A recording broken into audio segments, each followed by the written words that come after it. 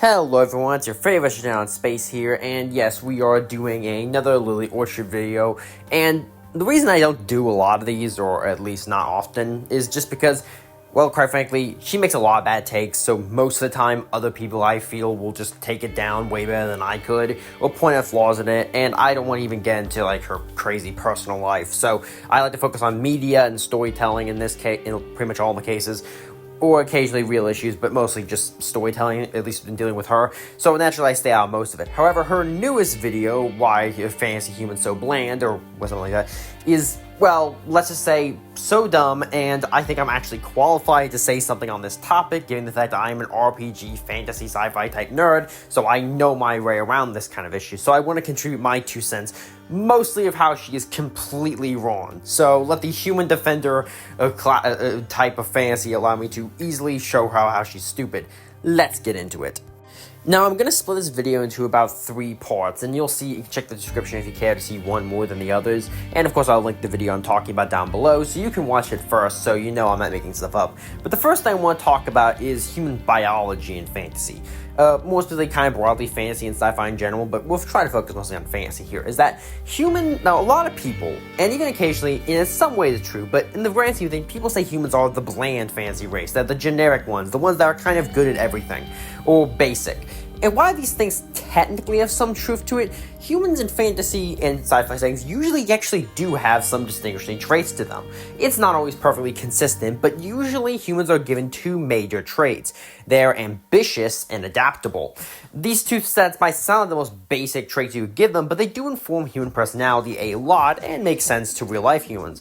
So how do these factor in? Well, one is very simple: adaptability. Adaptability can mean a lot of things. Usually it most often refers to environments, how humans can pretty much live in most environments as long as it's not actively made out of acid, and if space colonization is anything to talk about, even that might not be a disqualifying factor. This does technically mean that compared to almost every environment in a fantasy world you can find something, humans are not the most suited for it. The forests are better for the elves, the mountains are better for the dwarves, etc., etc. However, humans can basically survive pretty much everywhere, just like in real life. So yes, other fantasy races may be better in certain locations, humans can pretty much survive anywhere. This partially contributes to why humans in fantasy settings are everywhere and often the dominant race. Sure, you may be second or third best at everything, but when you're second and best at everything across an entire planet, that gives you a lot of power, especially because empires and civilizations rarely only exist in one biome. So yes, a kingdom that a human and elf can both locate in the forest, the elf might have the advantage, but human kingdoms especially rarely stay in one biome, or were never only in one biome, so they can take advantage of their second best quality everywhere. But ambitious is the next trait. Why humans are ambitious in fantasy settings can vary a lot. Sometimes it's just natural to their DNA, sometimes it's because they're a younger race, sometimes because they live less long. It's never perfectly consistent across all settings, but the general rule is humans are incredibly ambitious. This means they're rarely content with the status quo and often try to push the boundaries either for personal or their faction's gain. This easily actually plays into why humans are often the main characters, either as the heroes or the villains in fantasy stories, because they're always pushing the boundaries. You'll find just as likely a human wizard ready to delve into forgotten, forbidden magic to do evil things, or a heroic human who will do whatever it takes to fight against it. This is why humans often rarely get stuck into ruts as other fantasy races. Simply put, it's kind of against their nature to stay around things stagnant too long. These 2 traits together make humans a fairly dynamic race. If they're anything but boring, just not consistent. They'll do pretty much whatever they want, whenever they want, which is both very much like real-life humans, but also makes them distinct from the other fantasy races because they don't have set standards they'll find you.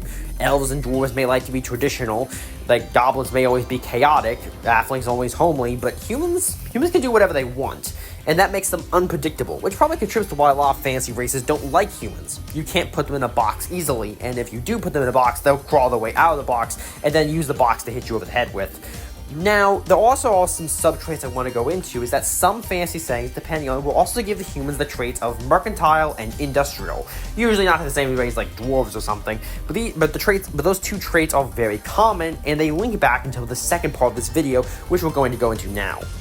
Now, this next section is about culture, or human cultures in fantasy specifically. If you thought the first section didn't really talk about anything literature talked about, don't worry, that was just setting up what we're going to get to here, or me venting about a more broad concept maybe.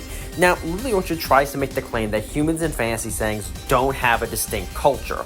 They don't have any real cultural ties, but then she also kind of counters back on that, but we'll get back to that in a second. Now, the first thing is, what is the culture humans have in fantasy settings? Well, the actual answer is it's very, very broad and not merely one note, but the generic idea people have is, oh, generic knights and kingdoms and kings and queens and all that jazz. And granted, that is seen as generic baseline fantasy, but the thing is that's still a culture. Humans in fantasy settings, at least when they're considered generic, quote-unquote, actually isn't technically generic. They are drawing broadly from European, the medieval culture. Sometimes they break into the early Renaissance or late Roman period, but generally the Dark Age Europe is usually where humans in fantasy often draw from.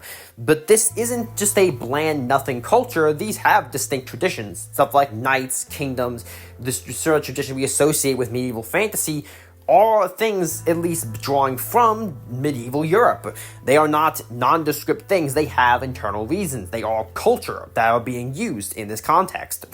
So even if now, I will give a credit that sometimes human fantasy could benefit from being more specific in what fantasy kingdom they draw from. So instead of just being broadly all European, they draw a little bit more from like Germany or England or Russia or whatever. But on a whole, this still gives them a culture. They are the Middle Ages European culture. This gives them a fairly obvious setup. Sure, it may seem as boring, but that's just because we just identify that as quote-unquote generic fantasy. If generic fantasy was like considered Bronze Age Greece, then all of a sudden that medieval fantasy stick would be a very different aesthetic. That's because usually fantasy races get the more quote-unquote exotic cultures, or at least things that stand out more compared to the quote-unquote generic European fantasy that humans often get. But even this isn't perfectly consistent, as we're going to go into at the end. But Lily Orchard tries to make then the claim that the humans in fantasy often sometimes draw from British and American culture, which is definitely true. It's not universal as much as the previous stated things, but it is fairly enough common. Now, this has a few reasons. One, humans are often seen as a bit of the basic by some, and so since a lot of fantasy writers are American or British, it makes sense they would draw from specifically the countries they come from as the quote-unquote baseline. However, this does give them a more distinct culture, at least in theory, because America and England do have distinct cultures, and we're going to get into that. But this is probably also partially why humans in fantasy settings and sci-fi are often given the traits of mercantile and industrial, true traits that are common with the English and American cultural spheres, both being industrial and mercantile. So this is already, we're giving even more content and more specifics. But before we move on to the last section that is more explicitly political, I want to cover a brief thing of, now, human kingdoms in fantasy or factions that are very culturally distinct, and you would obviously know this if you paid attention. Going over a list on the top of my head, and I could very easily be missing a ton, and I am. Warhammer Fantasy has the Empire of Man, Bretonia, and Kislev as all predominantly human civilizations that are very distinct, and you never miss them apart. D&D has several kingdoms across those many settings that draw from many different cultural spheres. Granted, they usually are somewhat more specific, but once again, you can't miss the guys based on Rome unless you're blind. Pathfinder is the same way with its humans kingdoms, or just kingdoms in general, being fairly distinct as well. You have Conan the Barbarian, which is a very old setting compared to pretty much all of it, and pretty much all the human kingdoms are extremely distinct. You wouldn't mess up a Northman from the Arcolonian. They are very distinct, even if they often heavily rip off real world cultures that would exist in the future of that setting. Pretty much any Atlantis that's usually pre-sunk that is distinct also draws from this, and any human fantasy setting that is explicitly trying to reference one Bronze Age culture, like a Greek or Egyptian-style faction that often falls into this category. And these are just what I can think of off the top of my head randomly. There's tons of more examples. It's just, obviously, humans can have very distinct cultures. You would have to be an extreme idiot to not know that. Or at the very least have an extremely limited taste in fantasy media to not know this.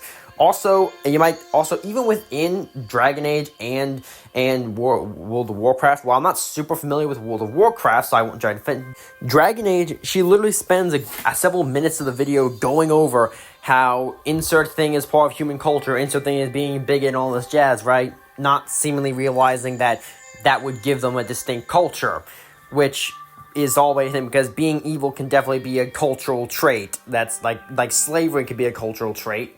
Obviously, that's evil. I don't think I need to specify that.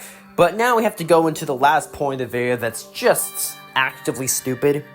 Now, this last part is about the real world culture, specifically Lily's claim that because of racist white people don't have a culture. Now, I could debate that thing, saying technically no race has a culture, as any person can belong to any culture, as cultural sets are just part of traditions and nation states, not linked to race specifically. This is an obvious statement by anyone who isn't a racist. But more broadly, it's just not true. Like, first of all, she mentions multiple times that England has a cultural tradition, sets of standards, and all that jazz, but not the New World.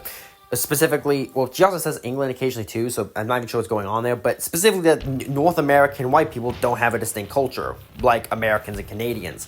Which is such a dumb claim, it actually is stupid.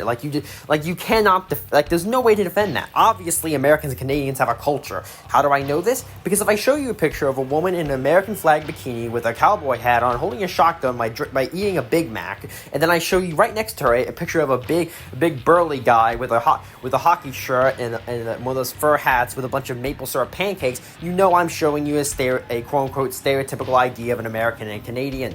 Because these are cultural artifacts of their tradition.